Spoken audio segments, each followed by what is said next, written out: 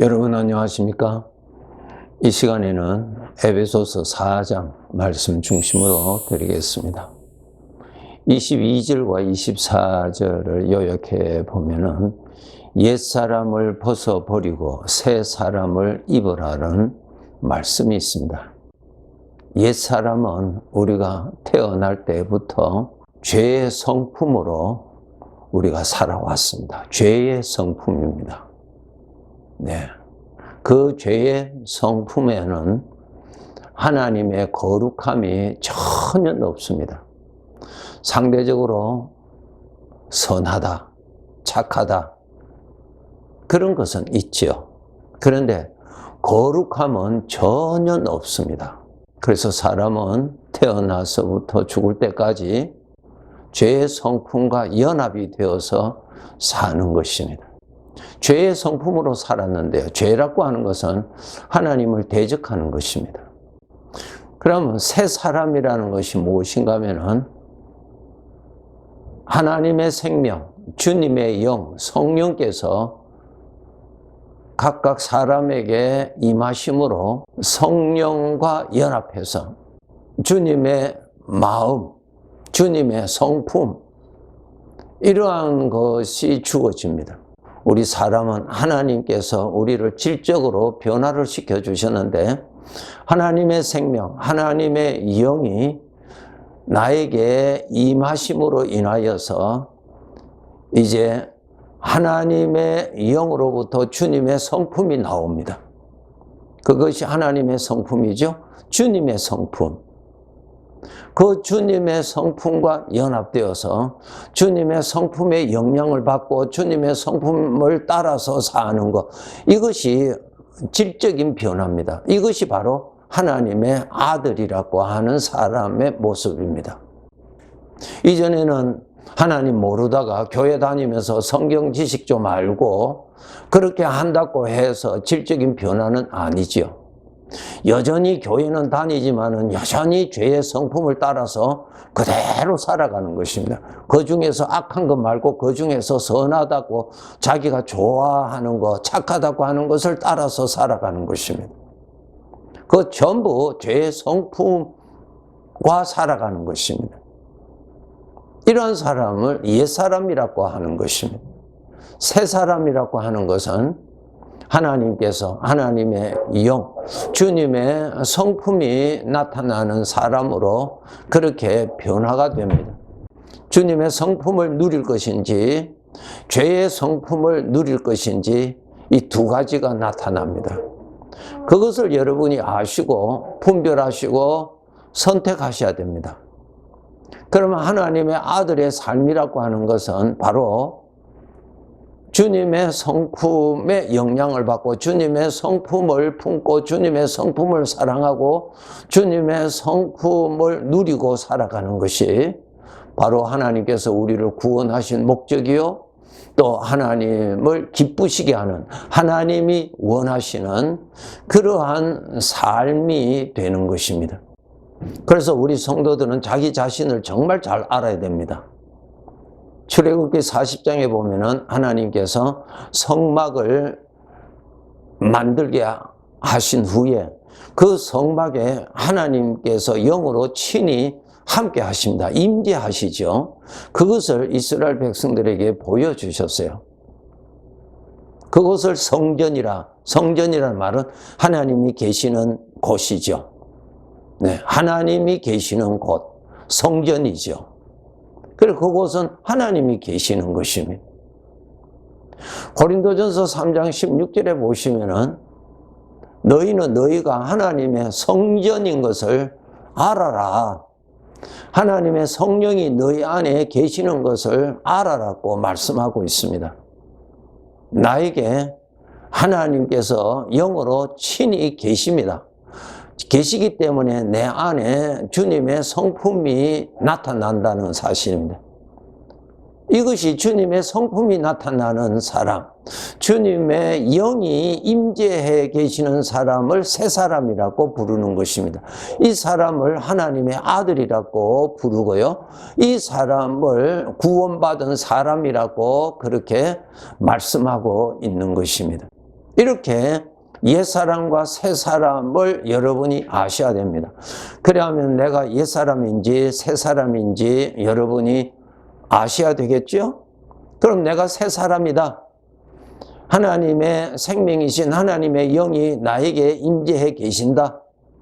나에게 이제 주님의 성품이 나타나는 사람이 되었다. 이거 여러분 새 사람이라는 뜻입니다.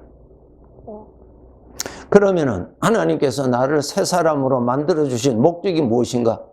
새 사람으로 살아라는 것입니다. 새 사람이 무엇입니까? 주님의 성품을 따라서 살아라는 것입니다. 주님의 성품. 주님의 성품을 누리고 살아라는 것입니다. 우리는 죄의 성품을 누리고 살았잖아요. 그리고 우리는 죄의 성품과 너무너무 익숙해져서 너무너무 죄의 성품을 사랑합니다. 그래서 오늘 말씀에 옛사람의 것을 벗어버리라 그러는 거예요. 그것을 버리는 훈련을 하셔야 됩니다. 평생. 구원은 받았는데 여전히 옛사람의 것, 죄의 성품의 것을 누리고 삽니다. 죄의 성품. 여러분, 우리가 구원을 받은 사람이라면 오늘 내가 이 세상을 떠날 때 죄의 성품은 그 순간에 나에게서 떠납니다. 주님의 성품 가지고 완전히 살 것입니다. 놀라운 변화지요? 그 죄의 성품을 믿고 죄의 성품을 사랑하고 죄의 성품을 나타나고 산 것은 하나님의 아들의 신분으로서는 아주 부끄러운 것입니다. 그렇게 살아서는 안 됩니다, 여러분. 요한복음 15장 1절에 보시면은 하나님께서 농부라고 말씀하셨어요. 농부. 우리를 나무로 비유하셨죠. 주님께서 말씀하시기를 나는 포도나무여 너희는 가지라. 그 가지에서는 열매 맺는 일을 하는 것이죠. 여러분 하나님의 아들이라면은 하나님을 아버지라고 여러분 그렇게 믿고 섬기신다면은 여러분에게 하나님의 아들의 성품, 주님의 마음의 성품이 여러분에게 주어집니다. 그것을 여러분이 죄의 성품과 주님의 성품을 분별할 줄 알아야 되고, 첫째로. 둘째로는 그 둘 중에 주님의 성품을 누릴 줄 아는 훈련을 하셔야 돼요. 그것이 여러분의 신분에 맞는 하나님의 아들에 맞는 삶입니다. 이사야서 5장에 보시면 무슨 말씀이 있습니까? 너희가 극상품 포도나무인데 열매는 들포도를 맺는다고 책망하셨죠. 바로 그 말씀이에요. 구원은 받았는데 여전히 죄의 성품으로 사는 것입니다. 들포도예요.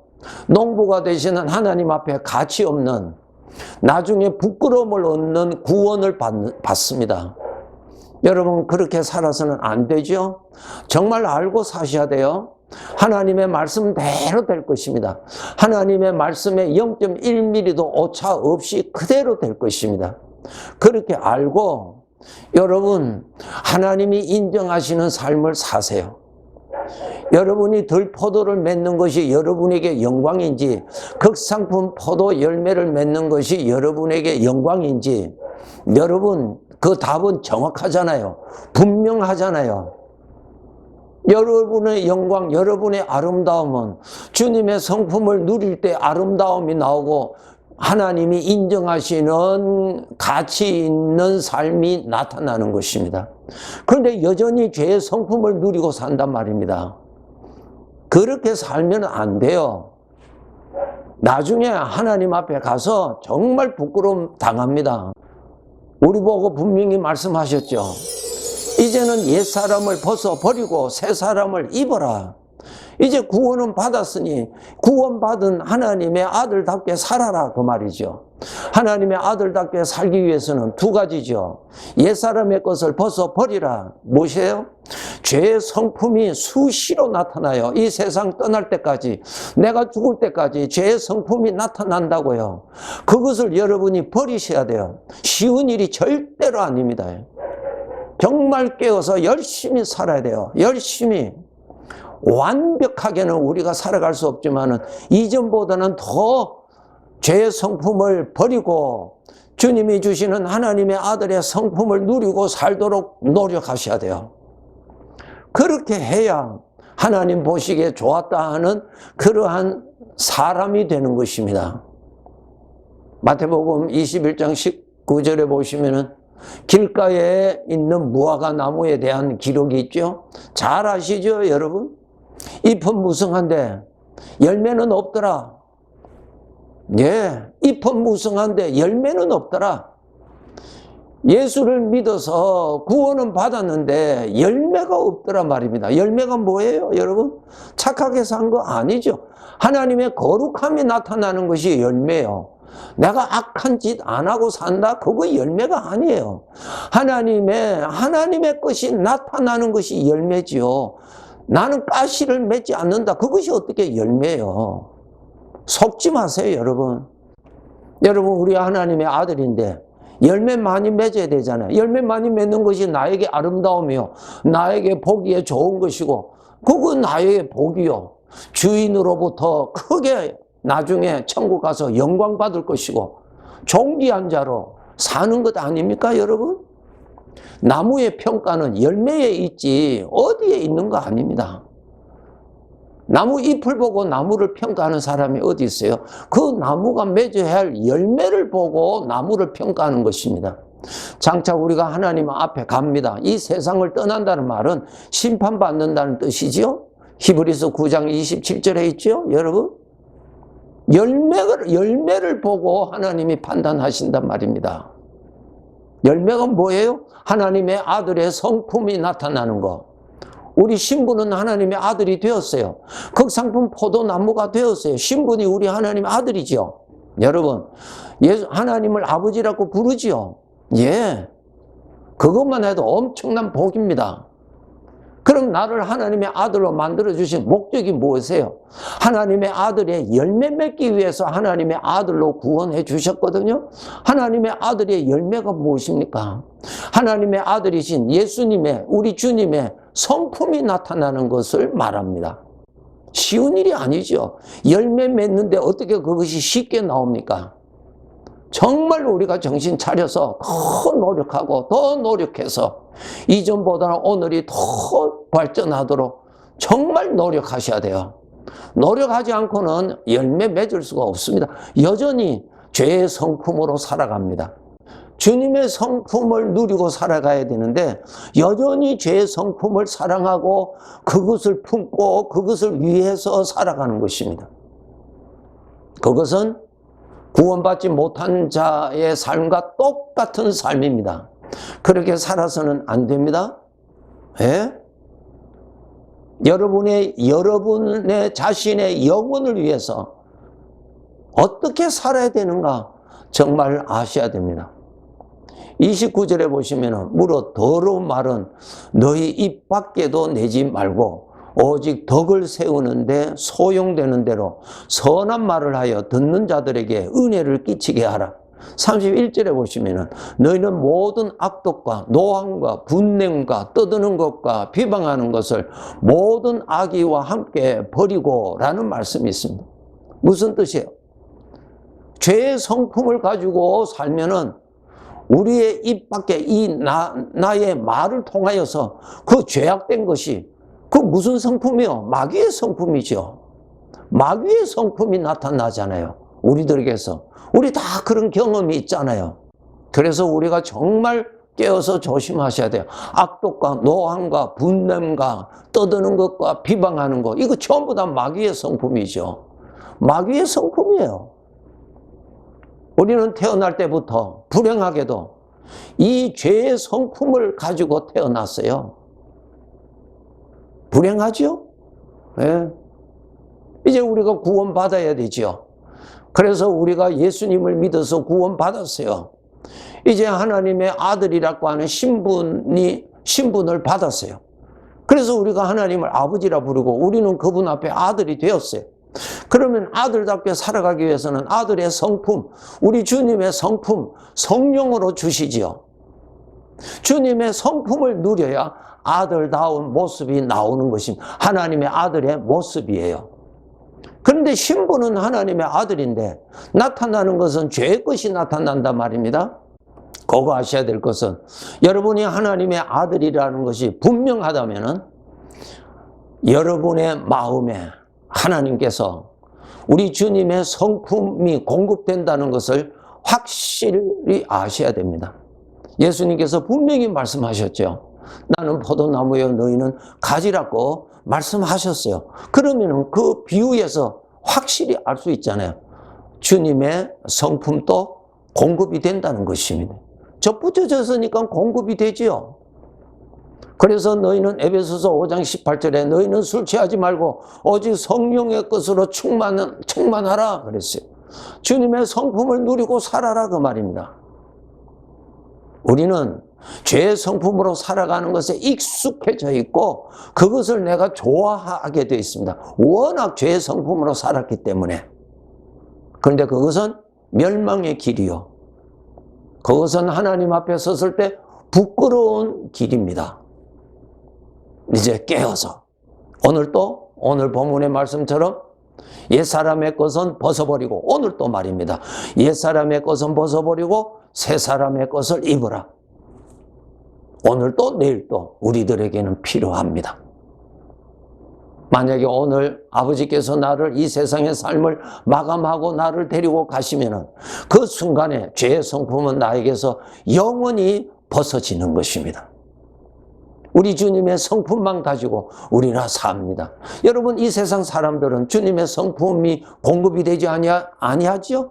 전적 죄의 성품으로 평생 살잖아요. 죄의 성품으로. 영원한 나라도 죄의 성품으로 사는 자들이죠. 그런데 우리는 이전에는 죄의 성품으로 살았지만 이제는 주님의 성품이 나타나는 구원받은 자가 되었으니까 주님의 성품으로 살아야죠.